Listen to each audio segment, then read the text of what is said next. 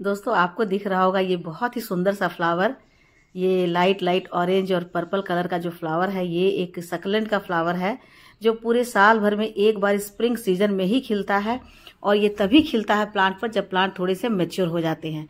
तो मेरे पास ये जो प्लांट है ये 15 ईयर्स ओल्ड प्लांट है और हर साल इसमें इसी तरह से मार्च के महीने में फ्लावरिंग होती है। तो ये जो प्लांट है ये सकलेंट है और बहुत ही हार्डी सकलेंट है। ये ऐसा सकलेंट है कि बिना मिट्टी, बिना पॉट, बिना पानी, बिना फर्टिलाइजर के भी आपके घर में यदि एक भी पत्ती आ गई तो उस एक पत्ती से आपके घर में ये बने रहेंगे और ये इसी तरह से लगे रहेंगे और एक से ज़्यादा मल्टीप्लाई हो करके आपके पास बहुत सारे प्लांट बन जाएंगे। बस एक बार एक पत्ती भी आपके घर में आ गई तो फिर आपके घर से ये कभी नहीं जाएंगे। मतलब मेहमान बनकर आएंगे तो घर वाले बनकर ही रह जाएंगे। और उसके बाद देखिए इनकी ब्यूटी कितने सुंदर लग रहे हैं। ये बिल्कुल फूल की तरह लग रहे हैं। फूल नहीं है फिर भी फूल की तरह लग रहे हैं, क्योंकि इनकी जो पत्तियों का जो डिज़ाइन होता है वो डिज़ाइन बिल्कुल लगता है जैसे कोई फूल हो।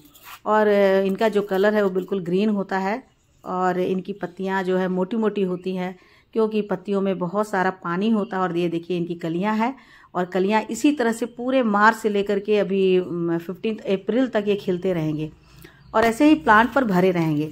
तो मेरे घर में ये जो प्लांट है ये 15 ईयर्स ओल्ड प्लांट है और इन्हें किसी भी तरह की मिट्टी की ज़रूरत भी नहीं होती है। बस जैसी भी मिट्टी दे दीजिए, पानी भी नहीं देंगे तो भी बिना पानी के चलते रहेंगे। देखिए इस प्लांटर में पानी बिल्कुल भी नहीं है और केवल जड़ें ही जड़ें हैं। तो और ये प्लांट जो है बहुत ही लकी माना जाता है।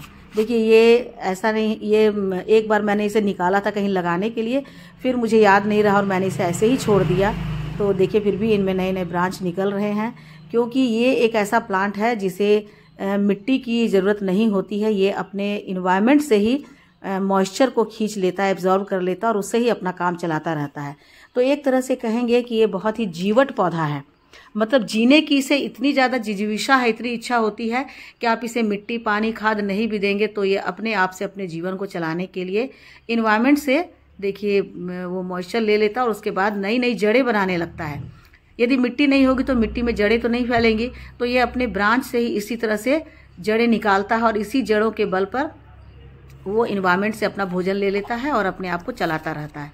तो जो ऐसे पौधे हैं जो कि अपने आप से जीवन जीते हैं तो वो हमें बहुत बड़ी सीख दे जाते हैं। ये देखिए हैंगिंग प्लांटर में भी ये कितने अच्छे लगते हैं और एक बालकनी में मैंने हैंगिंग प्लांटर में इन्हें लगा दिया और देखिए कितने सुंदर इनके फूल खिल रहे हैं। तो कई बार होता है कि मैं बालकनी में पानी नहीं डाल पाती हूँ समय के अभाव के कारण, तो भी ये चलते रहते हैं, क्योंकि इनकी जो जड़ें होती है इनके टहनियों से ही इनकी रूट निकली होती है और उसी रूट से ये पानी को, मॉइस्चर को एब्जॉर्ब कर लेते हैं और ये जीवन इनका चलता रहता है। तो कभी भी एक बार यदि आपके घर में आ जाते हैं तो कभी भी ये मरेंगे नहीं। कई बार तो ऐसा होता है कि 15 दिन, 20 दिन, महीनों दिन मैं इन्हें पानी नहीं दे पाती हूँ, तो भी ये देखती हूँ कि ये इतने ही हरे भरे रहते हैं।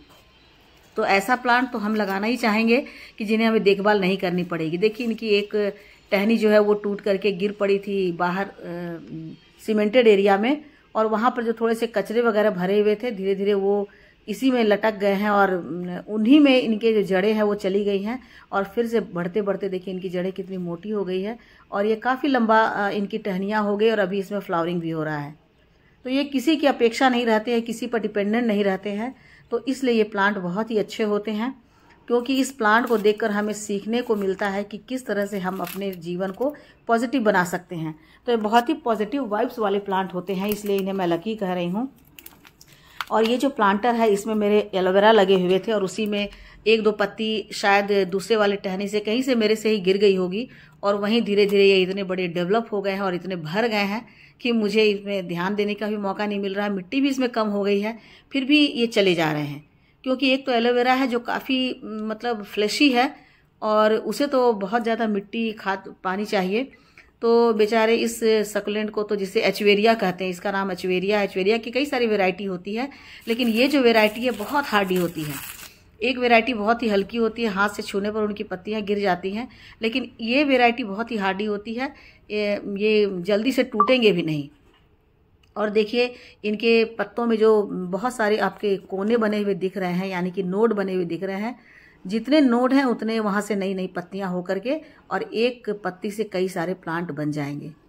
तो आपको कहीं एक पत्ती भी मिल जाती है, आप इन्हें मिट्टी में लगा देते हैं तो जो पत्तियां इनकी धूप में रहती है वो थोड़ी सी रेडिश हो जाती हैं, और जो बिल्कुल शेड में होती है वो ज़्यादा लाइट और लेगी सी हो जाती हैं।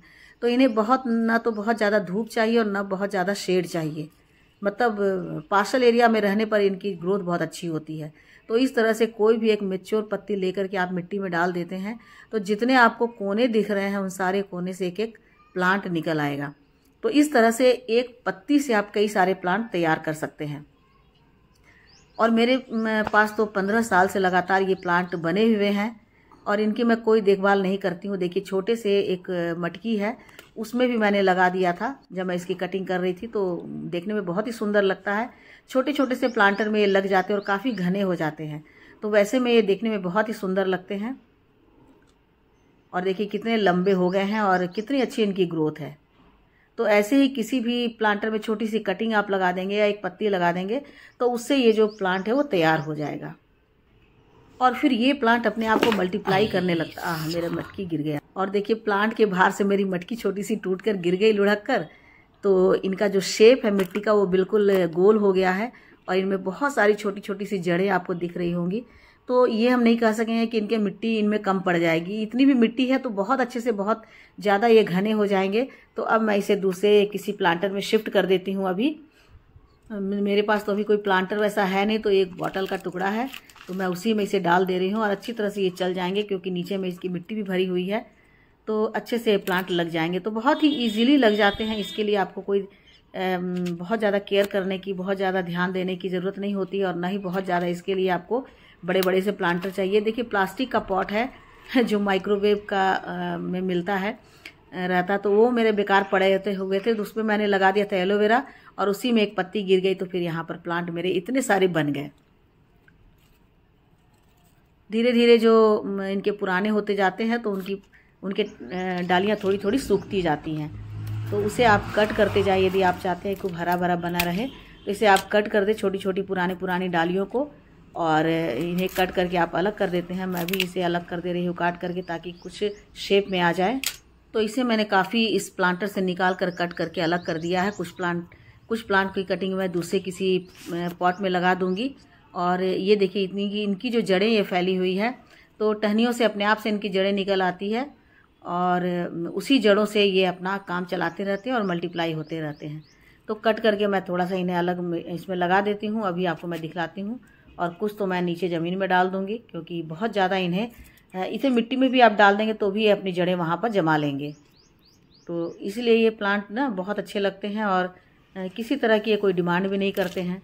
तो इस तरह से एक प्लांटर में मैंने 4-5 कटिंग भी लगा दी है और मैंने पत्ती को भी लगा दिया। देखिए पत्ती भी इसकी इसी तरह से निकल आएंगे और पत्तियों के कोने कोने से इनके नए नए प्लांट बन जाएंगे और 10 से 15 दिन में इनकी जो है रूट आ जाएगी। तो जो मैंने छोटी सी मटकी में लगाया था इसी तरह से मैंने छोटी सी कटिंग लगाई थी और कुछ ही दिन के बाद उनमें जड़ें आ गई और धीरे धीरे उनकी ग्रोथ इतनी ज़्यादा हो गई। तो ये देखिए यहाँ पर कोने जो हैं सारी पत्तों के कोने से ही ये निकल आएंगे। तो इन्हें लगाना बहुत ही ईजी होता है, बस ये देखना है कि मिट्टी इनकी बहुत सौगी नहीं होनी चाहिए, उनमें थोड़े से रेत की मात्रा होनी चाहिए और बहुत ज़्यादा इन्हें फर्टिलाइज़र देने की भी ज़रूरत नहीं पड़ती है। बहुत आपको देने का मन है तो साल में एक बार आप थोड़ी सी वर्मी कंपोस्ट डाल दें और देखिए ये फूल जब खिलते हैं तो कितने सुंदर लगते हैं। तो इतनी ऐसी संघर्ष जीवन में भी ये अपने फूल को प्रोड्यूस करते हैं। इतनी सारी कटिंग मैंने अलग कर ली है और इन सबको भी मैं मिट्टी में डाल दूंगी। देखिए यहाँ पर मिट्टी से जड़ें जो हैं, जड़ से ही एक नया प्लांट तैयार हो रहा है। तो ये बहुत तरह से मल्टीप्लाई होते हैं, पत्तियों से होते हैं, कटिंग से होते हैं, इनकी जड़ों से भी नए प्लांट निकल आते हैं। तो ये इतना अच्छा प्लांट है कि आपको किसी भी तरह से इनको अपने घर में लगाने में दिक्कत नहीं होगी और एक बार लगा लिए तो आपके घर से कभी जाएंगे भी नहीं।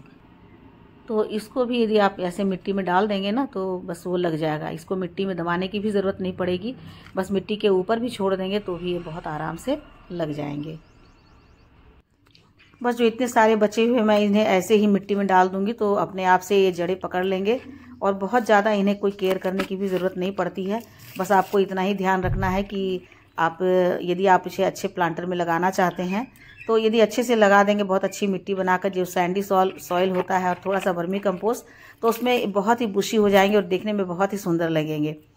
उसके बाद आपको इन्हें पानी भी बहुत कम देना है, बहुत ज़्यादा पानी नहीं देना है। तो आप 10 से 15 दिन के बाद भी एक बार पानी डालेंगे तो बहुत अच्छे से ये चलते रहेंगे। तो इस तरह से ये बहुत ही हार्डी प्लांट है, बहुत ही अच्छा प्लांट है दोस्तों, और बहुत ही लकी प्लांट है। तो आपको कहीं से एक पत्ती भी मिल जाती है तो इसे आप ज़रूर ला करके अपने घर में एक लगा लें, क्योंकि ये इस तरह के प्लांट घर में होते हैं तो बहुत ही एनर्जी, पॉजिटिव एनर्जी हमें महसूस होता है। तो इस तरह से आप इन्हें लगा दें और इनकी देखभाल करें। तो थैंक यू दोस्तों, आज के लिए बस इतना ही। वीडियो अच्छी लगी हो तो लाइक शेयर कमेंट कीजिए। मेरे चैनल पे नए हैं तो मुझे सब्सक्राइब भी कर लीजिए। मिलती हूँ अगले वीडियो में एक नए टॉपिक के साथ। तब तक मेरे साथ बने रहें और अपना ढेर सारा ख्याल रखें। Thank you. Happy gardening.